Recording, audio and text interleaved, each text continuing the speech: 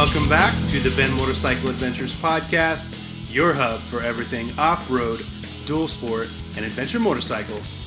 My name is John. I will be your host. This is episode 27, Ben Motorcycle Adventures podcast. Thank you for joining, and as always, thank you for listening.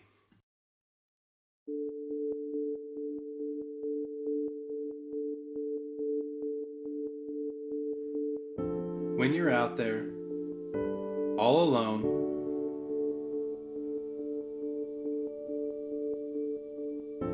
what goes through your mind?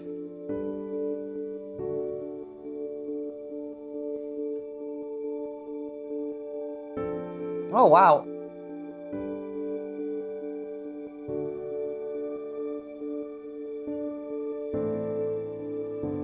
You're covering such great distances over vast landscapes. Do you ever feel just small, insignificant?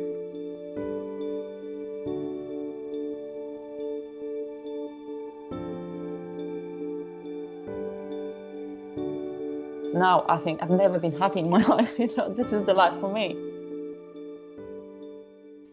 Kinga Tanajewska joins the podcast tonight at On Her Bike on Facebook and Instagram, On Her Bike on YouTube. She has a tremendous following, brave, inspiring story, so we're very happy to have Kinga on tonight. And what does she think when she's out there in the middle of nowhere on her bike? Lots of things. Most of the time I'm just thinking where I'm gonna sleep for the night and where I'm gonna get fuel. That's what I'm gonna eat most of the time. And then what else I need to do on social media. Like, I'm really busy. It's actually, but you do have the moments where you just, you realize you're in this place and you just say, wow, I'm here, and you pinch yourself because it's just, you wouldn't, 3 years ago, it would never cross my mind that I'll make to this place on my own, So definitely there are moments where you just, when it's really hard to digest, that's what's happening. But because you're moving gradually from place to place, you sort of get used to being on the road as well. So, like in normal life, I just think about practical things for most of the time. I'd probably be thinking about what I was going to eat as soon as I came to a stop. Yeah, pretty much. That's pretty much what I'm thinking. I'm like, should I stop? Or should I cook? Or should I? Yeah, maybe not. Yeah, pretty much. Now, some of the places you've been, and I've looked through a lot of the photos on your Instagram feed, for instance, just enormous, overwhelming. Do you ever feel so small out there in this big world? Absolutely. Plenty of times, especially in the deserts and in the mountains, when you just think, wow, our life is just so insignificant. It's just, we're just here, for that limited amount of time in our life, and those mountains and deserts were there for millions of years, and it makes you really small, and it makes you realize and appreciate what you've got, and it makes you really open-minded and very, very tolerant, traveling and seeing all these places. It's an incredible experience, absolutely. Yeah, I would imagine moving from country to country, a lot of different cultures, you're exposed to everything and everyone. That really has to again kind of shape your perspectives moving forward. Yeah. You really grow, with the time, and I don't know, I learned to be more patient. I'm super impatient person, and as I travel, like, my priorities just changed. Before, when I had normal life, normal life in Sydney, had corporate job and lots of stresses and, paying mortgage on a house and, normal life, normal life problems, Sure. I loved shopping and I loved, going to nice restaurants with my friends and hanging out and all that stuff that we do. And now it's just, I just don't enjoy that stuff anymore. I want to get out of the city. I don't want if I can keep on big cities, I do that, because it doesn't, I don't know, being in a crowd doesn't interest me anymore. And being in a desert is like a drag for me. It's, I really love traveling through remote places. I really like the time on my own, and maybe because I've got all these social media channels. So I know the moment I'm going to arrive to the hostel or to the city or where I'm going to find internet, I'm just going to be smashed with work. With, you have to edit your pictures, you have to upload them, you have to write a post, you have to edit your videos, and lots of stuff you have to do on the road. So when I'm actually out there in a desert or mountains, it's just, this is not time for myself, and that's why I love it. Because apart from that, I'm quite busy on the road. I never get alone. Yeah, looking at your YouTube channel, Facebook, Instagram, your website, that's a lot of work. That's a lot Yeah. to keep up on. Does it ever feel like that's a bit of a burden or detracts from your adventure, or Yeah. do you want to keep sharing with Yeah. everybody? Okay. Look, it does. Absolutely. At least once a month I have a meltdown. It's like, damn it, I don't want to do it anymore. Like, why am I doing it? Just so much work. It's like, it's full-time job with a lot of overtime. At least when I go to work, it's like from 8 to, let's say, whatever, 10 hours. I was working actually, much longer than that. But, this is my time at work. I go home and I rest. Here it's just the moment I've got internet, I'm on it, because in my list, things to do never shrinks. It only extends. So it's a lot of pressure. And I think a lot of people don't realize, it's when they see my pictures, oh, she's got easy life. She just keeps going and everything is, nice and smooth, but it's not like that at all. It's a lot of work, and it's a lot of stress as well. And sure, there are moments like this, like, why am I doing it? But if I wasn't doing that, I couldn't afford this trip. I wouldn't. Sure. Companies wouldn't offer me, free gear and wouldn't support me. So if it wasn't for my social media exposure, I wouldn't get the support I'm receiving. And if it wasn't for YouTube, I wouldn't getting extra money. Thanks to that, I'm able to still be on the road. So it's something for something. And the way I look at it, well, yeah, sure, it's stressful, sure, it's overwhelming, but I'd rather be doing that and be still on the road than going back to corporate life and have those sort of stresses of normal life. Yeah, for sure, and I agree with you. I not obviously not on your scale, but for anybody who's ever tried to develop a nice YouTube video or anything, all that stuff takes a lot of time. And if you're out riding for 8, 10, 12 hours in the day, that doesn't leave much meat on the bone. So I totally understand. Exactly. With YouTube videos, eventually I just said, no, this is it's just too much. I can't do it all. So I've got an editor who's helping me out, and that's cost money as well. But luckily, YouTube making me money so that I can afford someone to help me out with the videos. Although it's still for me to work with editor, because I'm still sort of directing what needs to be there and what needs to be cut out and included. So it's still one video is 3 days of work instead of me doing it on my own would be 2 weeks. So definitely I'm saving time and I can be more regular, and then I have regular income coming from YouTube. So it's definitely worth it, but yeah, it's still a lot of work.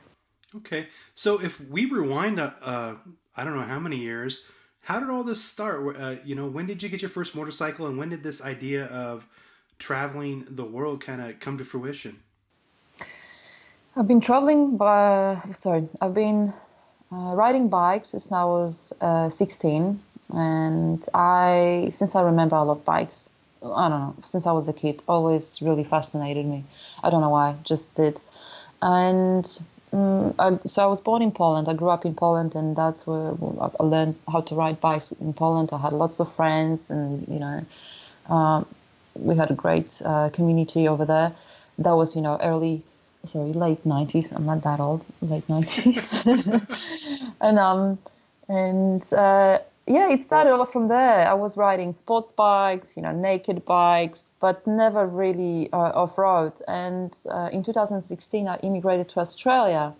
I bought myself this little road bike to get to work, and I'm thinking, this is just not enough, this idea of going around Australia on a motorcycle was always my dream. And when I finally, got green light from work that I can do that, I'm like, okay, well, I need a bike. I need a bike, and I need to go off road, because Australia is such a beautiful country. If I'm not going to go off road, I'm going to regret it forever. So I need to do this trip on a bike that I'll be able to go off road. And I just I didn't know anything. We're talking about 2014, 2015. Yeah. So it's the ADV world. It wasn't so popular, but just yet, like I knew a few guys who had BMWs, like, yeah, that will do. That looks nice. I'm tall, 800 looks good. Yeah, suits my legs. Yep. I just went to the shop. It's like, could you please, I just need a bike. I'm leaving in 2 months for my trip around Australia. I thought it was such an amazing thing. Like when I say it, people are going to be so impressed. But actually, every second person is doing that in Australia, so it's not a big achievement. But anyway, so yeah, I went to the shop. I was like, could you give me a bike? I want 800. I want all the gear because I don't know anything what I need to wear. So give me all the BMW gear. I'm just going to take a loan and pay. Worried about it later. I'll pay it off later. I was going actually to work in the mines. So I'm thinking, okay, I'm going to be on good wage. I'll be able to pay it off. And that's how I started, like literally I bought the bike 2 weeks before I left, and I was head to toes. I was wearing all the BMW gear, and I've got all these BMW pannies, and I thought, damn, like this is so cool. But now when I look back, it's just I had absolutely no clue what's going on. But I've done it, and I really challenge myself because Australia, it's quite, Australian roads can be very, very tricky and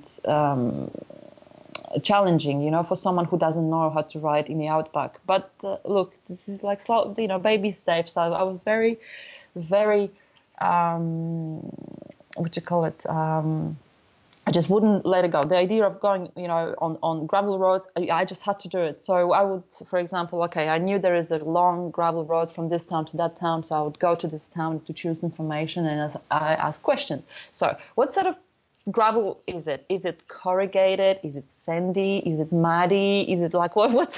Because if you just ask them, is it a good road? They say, yeah, of course it's a good road. Because in the cars, they don't pay attention to all this, for a beginner, all these things that you're scared of. And then I would make my decision if I would go on this gravel road or I wouldn't, and eventually, like literally I was learning how to ride, as I was going. So, and I was totally overloaded. So I had all this gear. Just so many unnecessary things as well. So yeah, but I've done it, and I really enjoyed it. And then I thought, okay, I need to do definitely when I came back to Australia, I need to do a training because I can't just keep going like this with no correct, sort of technique, because it's a struggle. It's really stressful to ride when you don't know what you're doing. But yeah, and then I've done some trainings, and then in 3 years ago, I had a bad head-on collision with a car. I broke my hand and broke my leg. My bike, who I've ridden around Australia, that my first 800 was, it was a write-off. And at the same time, my work was very stressful, and I separated with my husband, and pretty much, everything was really, really important for you in your life. So your health, your relationship, your work, your passion, everything was just absolutely, just in 4 months fell into pieces. But the worst was post-traumatic stress after the head-on collision, because I could see this car coming over and over. I close my eyes and I see it coming, So that was really, I think that was the worst of all. But lucky I was seeing psychologists. I was seeing psychologists for 1 year to get over the trauma and, everything else, to just straighten me a bit. And then when I got money from the head-on collision, the compensation money, I thought, this is the moment, now or never. And, job can wait. I don't have a husband anymore. I've got the money. That's it. I'm going, and I thought for a moment, I said to my boss, like, look, I just want to go from Australia to Poland. I need 4 months. Can you give me the time off? And he said, look, not really. You're going to have to quit, and then we're going to, rehire you. No problem. Kinga, no problem. You come back, we rehire you. I said, okay. Well, in that case, I'm not coming back. I was like, I don't know when I'm going to come back. So, and it's like, maybe a year. And then, a week later, maybe a year and a half, I said to him, year and a half now. And then, I'm already, it's been nearly 2 years, and I'm not even halfway, my trip around the world. So, no. At this stage, I really don't see myself going back to corporate life anymore. It would be I've changed, That sounds dreadful compared to what you're doing now, for sure. Yeah, exactly. So yeah, that's my story. That's how I started. It's people ask, well, how did you do it? And is it easy to do? Look, it's much easier to make that call to leave everything behind and just go when things are not right. I think it's much easier to make that call to just leave everything. Because if you're happy, if you got great job, if you're successful, if you in a great relationship, you've got kids, it's very hard to do that. It's very hard to leave that life behind, because that's sort of egoistic, especially if you have the family.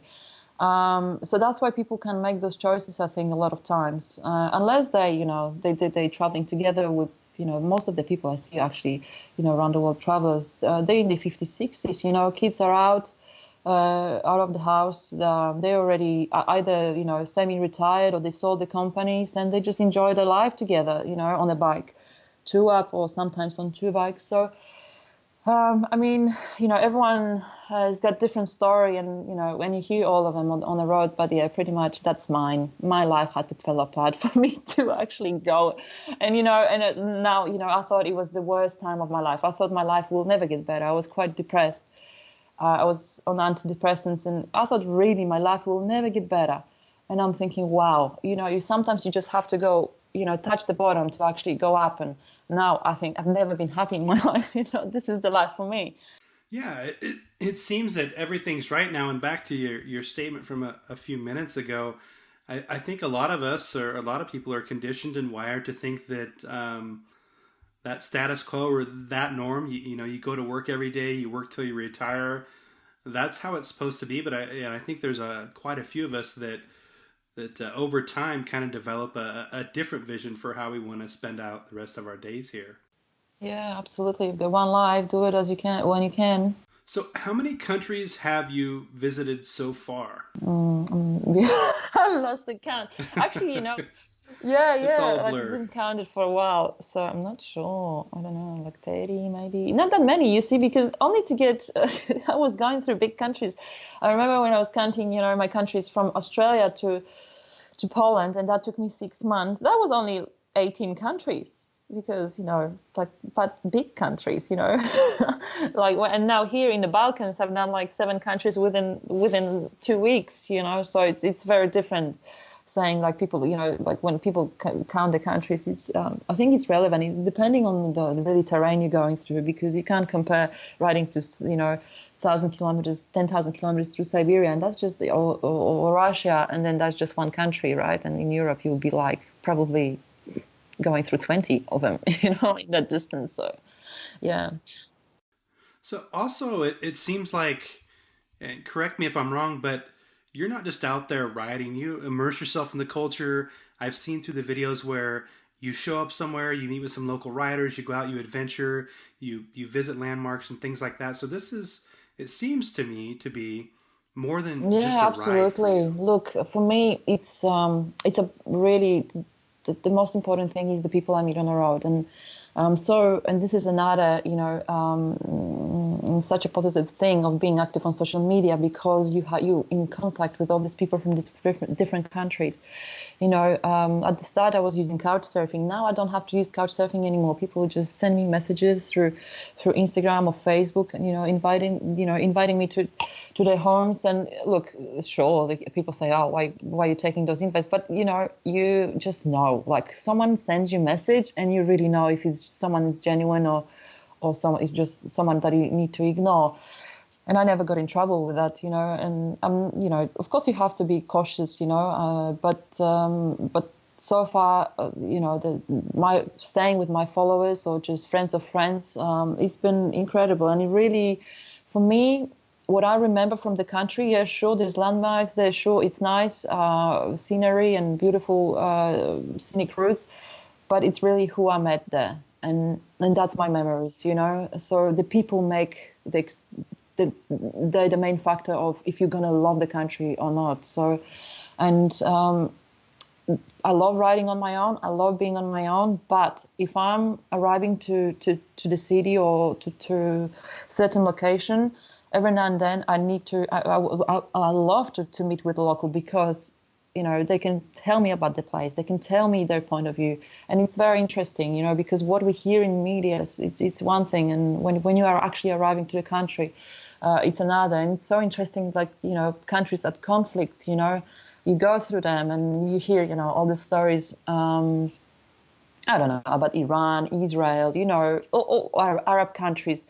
But you actually, when in a country, you can see there is no anger in them at all, and then they actually don't like each other. They don't like. They don't have against each other that much as you would think they have. You know what I mean? It's amazing how mainstream media can really warp your perspective on reality and how things really are in some of these countries Yeah, once you go absolutely. visit. You need to see for yourself. And everyone's going to have different experience. Everyone, like for example, Mongolia was my dream. I dreamed about Mongolia. I planned my route so I can travel through Mongolia. I was there for a month. I've done 3,500 kilometers, of which 2,000 was off-road, and it tested me so much. And I really had bad luck with meeting people there. There were a lot of situations where I really was frightened for my own safety, and that was the only country where I was really concerned about my safety. And I was just having nervous breakdowns every day because it was so tough. The terrain was tough, and it was like you really feel you're on your own. Like there is no help. If you break your leg, I don't know, like someone will probably get you some, but I God know when. If you click the spot, maybe someone will find you in a day or two, but really, because that's how it works. At least you have to wait 12, 14 hours and that's if you're near the main road. Otherwise, it would take days in Mongolia, to get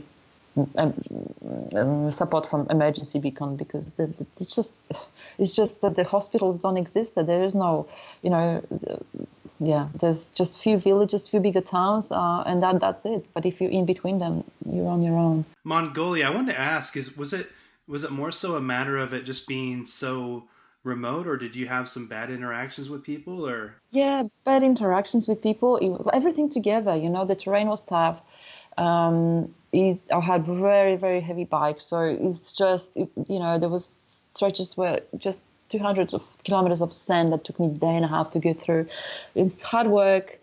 And a lot of you have to be very careful, because Mongolians, like if you park at the shop, you want to eat something, like they will pinch everything off your bike. So you have to be very careful with them, and not to leave your bike unoccupied. So, and you have to think about a lot of things. And plus, I had really bad experiences with men, and their just behavior was terrible, shocking, and all sorts of things. So I don't want to even go into that.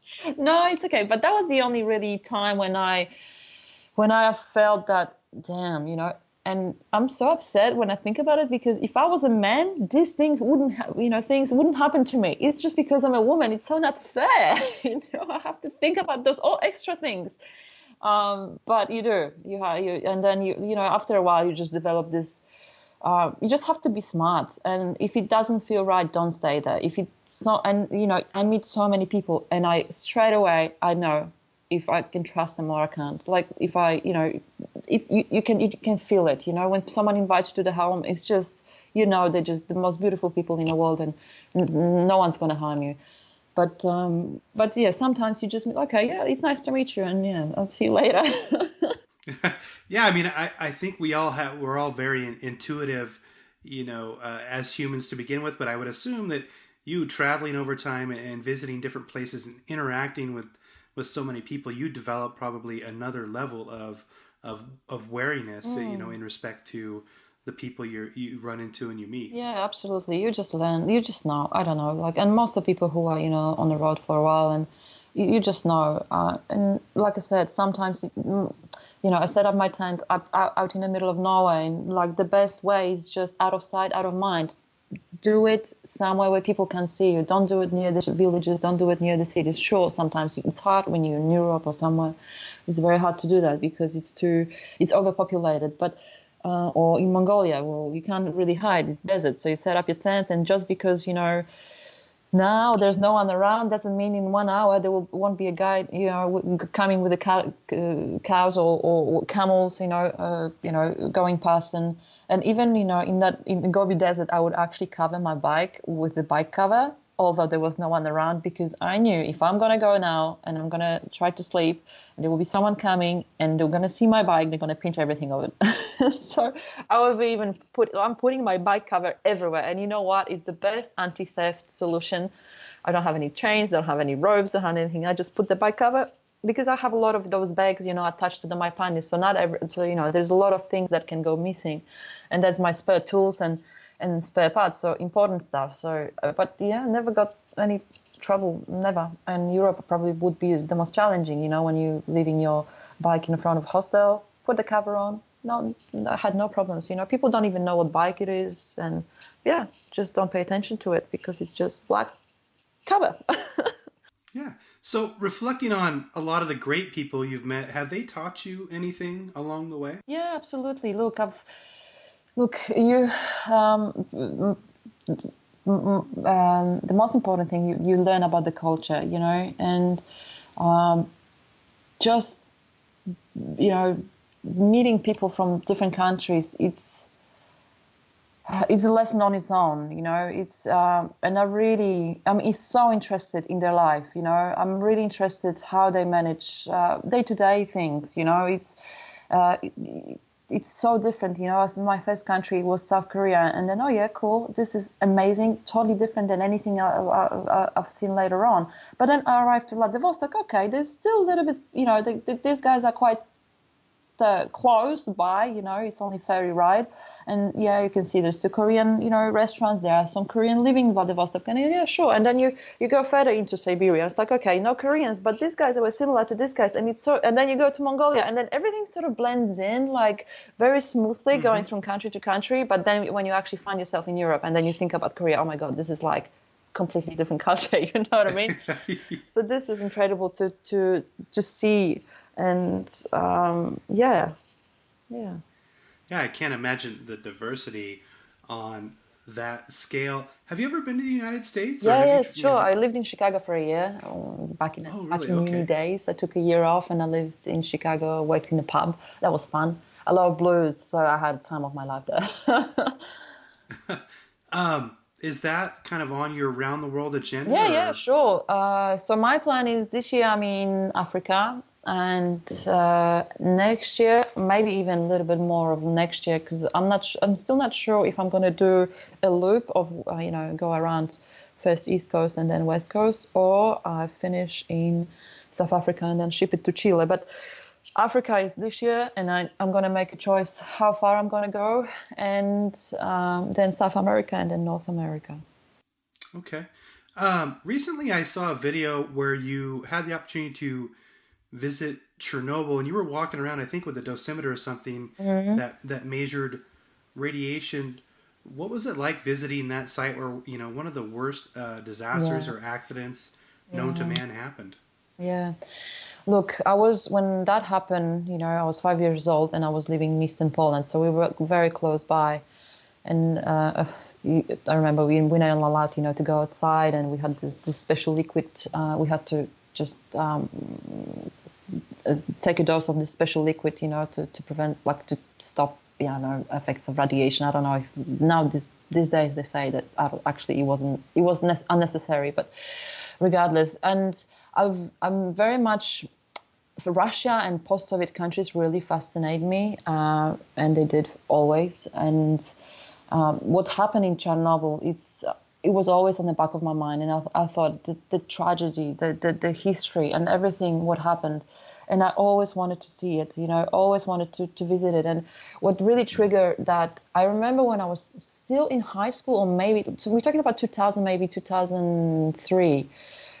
I saw this girl when just internet started, and I saw this girl, and she had a blog. She went there on her motorcycle. It was her blog wasn't in English. I can't remember what language it was, but I remember her being in Chernobyl with her motorcycle, with this device measuring radiation. And I'm thinking, whoa, what the hell is she doing there? Like, why would she go there?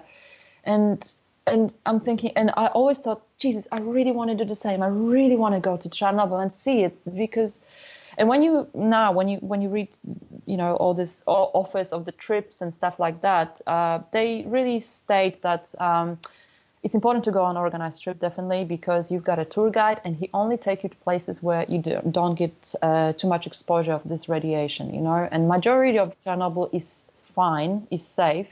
Of course, there are hot spots, especially in the forests, because it was all about the dust, the cloud of the radiation dust was released, into the air, and then it just pretty much came down with the rain. So whenever, there was a lot of dust, fell a lot of dust on the ground, that's the hot spots are sort of, they can be like 100 times more radioactive than the place, I don't know, 2 meters away, so you have to know where to go. And like, for example, majority of the buildings in Chernobyl and the villages are safe. Like, they no more radiation. There's nothing wrong inside of the buildings. It's just, you have to be very cautious where you go. And there are still crazy people who are breaking in through the fence because they think it's a cool thing to do, and they climb the big, antenna, and they think they champs. But to do that, you have to walk 30 kilometers through that forest. Like, how would you know? It's like, how would you know where to go and not to go? So it's really, I think it's safe, and hundreds and hundreds of people are visiting Chernobyl these days. It's the big business. A lot of companies are doing organized tours.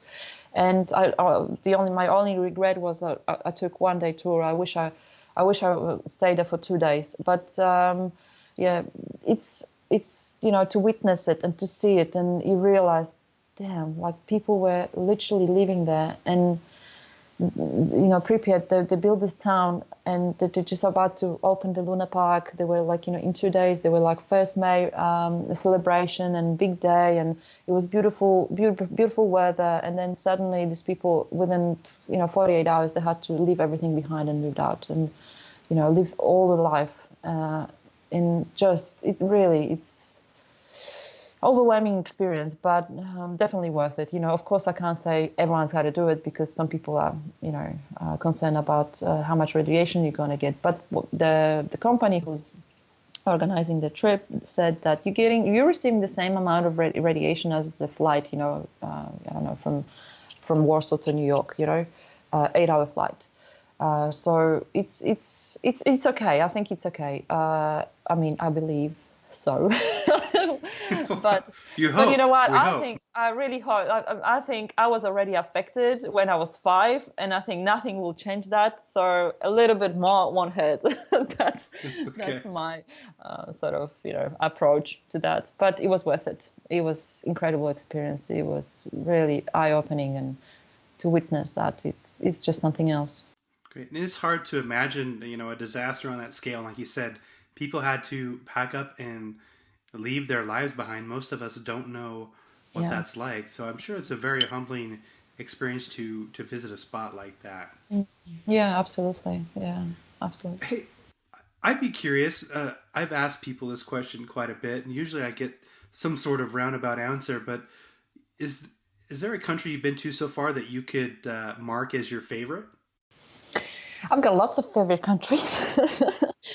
Really. So in terms of scenery and, roads, off-road roads, definitely Kyrgyzstan, Tajikistan, where just, the roads are on 4,500 kilometers above the sea. Sorry, 4,500 meters above the sea level. The mountains are just amazing. The roads are incredible. So this is definitely, in that terms, they are two of my favorite countries. Then Europe, well, I really loved Albania because, again, so much freedom, mountains and off-road. You just pick the direction, you go, and you find something incredible there. And it's cheap. You can camp freely. You can camp, like pretty much set up your tent anywhere, and no one's going to bother you. So for me, my favorite countries pretty much are the ones that you've got that freedom and unlimited off-road. Those are my favorite countries. Yeah. Okay. So how is your bike holding up along the trip so far? She's doing good. Well, I'm not traveling light, probably as you've noticed. So I blow my shock in Tajikistan. So all these incredible roads I had to do on a blown shock, but it was still fun. Now I've got a new one. I just replace it with TFX suspension. So this is. I'm so relieved. Finally, I'm going to Africa, and I don't have to worry about my shock, and I can go through rough roads, and I know the bike will be capable and. Because it would be a problem to have a blown shock in Africa, I reckon. So that was and one time fuel pump failure, which is, I think, for when I look at the quality of fuel I was putting in without filtering, from the dirty bottles, 70 octanes, and look, I'm surprised it lasted that long. So they were the only two things really that I had to fix on Chile, and that was it. Yeah. Nothing else. She's reliable. She's a good girl. No problem. And you mentioned fuel. Do you have you run into problems? Finding gas along the way, or has it been fairly seamless? No, I think the most challenging country in the whole world in terms of getting fuel and fuel ranges, petrol ranges of the petrol stations, is Australia. Anywhere else, Australia is so remote. Like in Northern Territory, you've got, let's say, and I didn't have camel tanks, so my fuel range was around 320 when I was traveling through Australia. So that was the range of fuel stations. But some of them would be, for example, I don't know, there wouldn't be any light or closed or something. So then you have 640 kilometers to do. And that's only if you stick to the main road. So you have to really plan ahead, and you have to have spare petrol because you never know. Or if you get lost, or, you have to really plan ahead. But even in Mongolia, I was quite surprised. I could get fuel every 150, 200 kilometers, no problem. The villages will be like village nothing. There's nothing, but the petrol station will be there. Gas. It's the universal resource, if you will. Yeah, and I think the biggest challenge was getting fuel in Uzbekistan, because you have to get it on black market. There's a lot of petrol stations, but they only sell gas. Most of the cars in Uzbekistan are gas.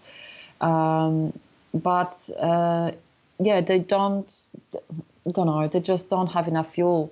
So I think only on Mondays some of the fuel stations can fill out. They sell fuel, but then all the locals line up, and it's really hard to get fuel from the petrol station. So you're gonna have to search for it in black market, which means you just go along the road and you see a bottle with yellow liquid on in the front of the house. That means they sell fuel. So just go there and ask them for fuel, and you fill up. And they said 80 octanes. No way, it was around 70. And it's dirty and filthy and yuck and double price than what you pay in petrol station. But it was still, this is a lot of bikes get a lot of problems in Uzbekistan. You have to have this fuel.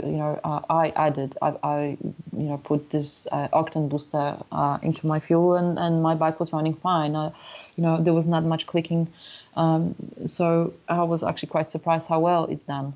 And then I don't know, like 3,000 kilometers later, my fuel pump broke. So it was quite. I think she's done very well for the circumstances, but. Yeah, I guess, there's all sorts of problems you have to face on the road. But I guess when you just, I don't know, the longer you're on the road, it's just like, oh, yeah, oh, well, okay, what do we need to do? This, and this. This part of your adventure, isn't it? Yeah. I never get, I don't know, like, I never get angry or stressed out when, like, things go wrong with the bike. Because so I just need to get it to the village. But this is how I think.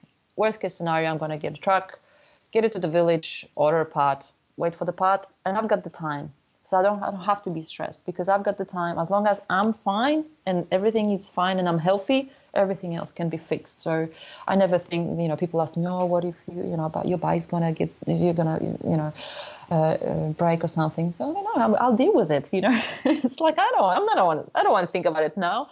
I'll deal with it when it comes. The most important thing is you have to know how to change your own tire. And if you know that and you know how to do your basic service, you're fine. You're fine anywhere in the world. For sure. Hey, I saw that you got a chance to ride a KTM 1190. What did you think of that motorcycle? Oh my God, so wild. so wild. This is the first time I was actually riding big KTM. I get it now. I get it. It takes certain type of people to ride KTMs.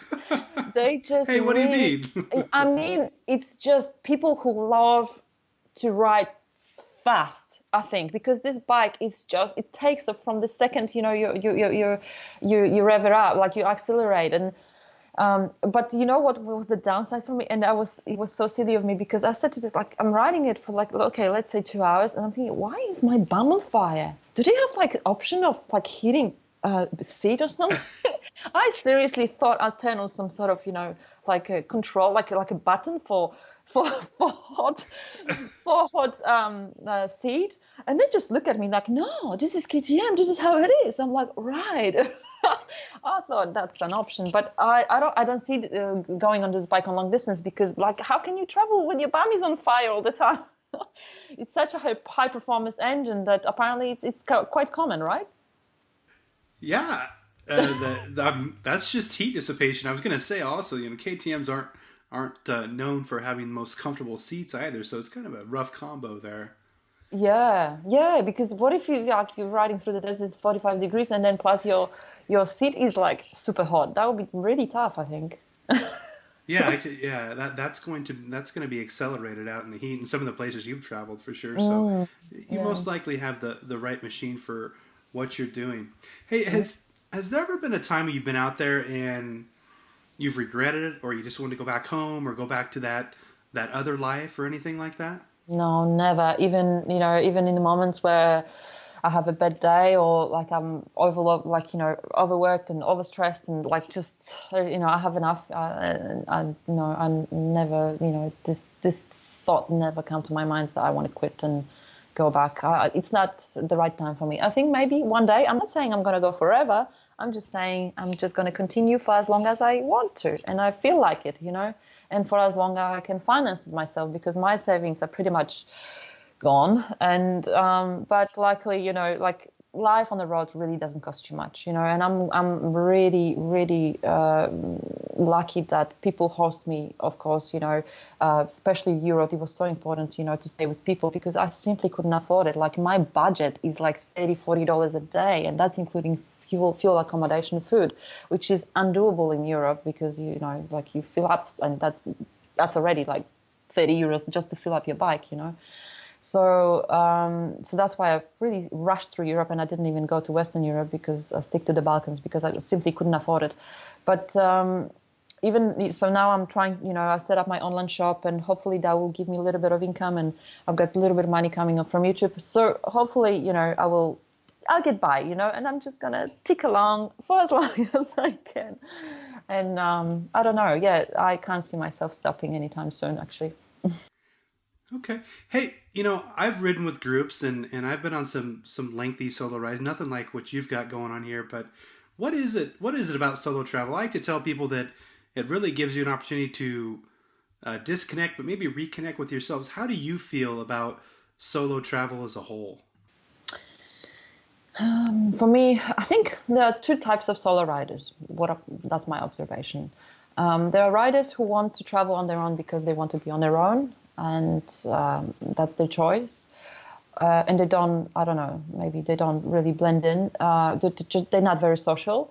And there are travelers who are super social, and traveling solo allows them to meet people. And that's really me. I'm a super social person. I love people, and I love meeting people. But if I was traveling with a group, I would be with that group all the time, and I would miss out on so many things, because it's like traveling in a group. It's like you're traveling in a bubble, or even with your partner. You're just always together. You do things together. You have meals together.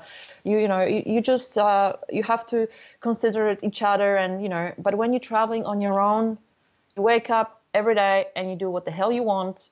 If you want to visit someone or catch up with someone, you just do that. If you want to be on your own, you just do it on your own. And I think you really miss out a lot if you're traveling in a group, and you experience so much more when you're traveling solo. And for me, traveling solo, it's about meeting people, not experiencing the world, because you can just get much more when you're on your own, I think. Sure. And you're not the first person to kind of lay it out like that. I've had another guest say, hey, if I was traveling with a group, I wouldn't get to meet people because, people in these other countries, they have a tendency to stay away from larger groups. You're not Yeah. deemed to be as approachable, for instance. So, Absolutely, exactly. You're not approachable, and so many times I would just filling up, and people would come to me. And I think, especially being a woman as well, you're super approachable. People just gonna come and talk to, especially women would come and talk to you, and they're inviting you for a tea or just have a chat to you. And but if you're in a group, no one would come and say hi to you. No, not at all. I don't think so. And it's so much easier, like really, it's so much easier to be hosted anywhere because you're just on your own, so you're not a trouble, true. But if you're like group of five, well, you need a big house to accommodate all these people. Yeah, you need a hotel almost. Hey, Yeah. last major question before we wrap it up. I want to know. This is going to be a tough one.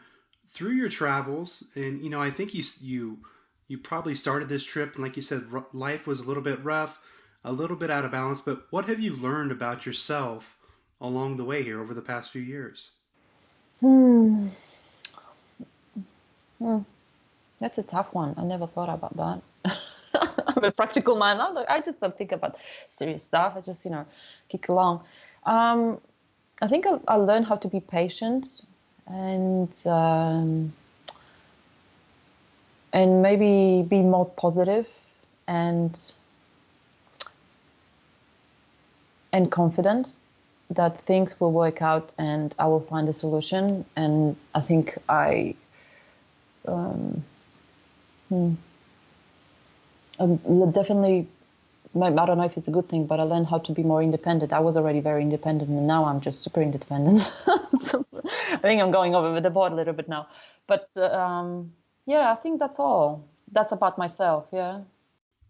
Hey, do you have any sponsors or people from the motorcycle industry that are helping you out along the way that you'd like to mention? Absolutely, absolutely. Look, without my supporters, without my sponsors, the traveling for such a long time wouldn't happen. I just couldn't afford to. But if I had to spend all this money on the gear I've been provided through my, from my sponsors, I would never be afforded to be on the road. So massive thank you to all my sponsors. Thanks to these guys, I'm able to continue my travel. Big thank you to my longtime sponsor supporters, B&W Motorrad, Forma Boots, Outback Motortech, and Academia Enduro. Also this year, I've partnered with a few new brands, and I'm very humbled to have them on board. Big thank you to Motorcycle Diaries, Revit, Arai, Bridgestone, Lead, TFX Suspension, and Lone Rider. Finally, I got my perfect tent.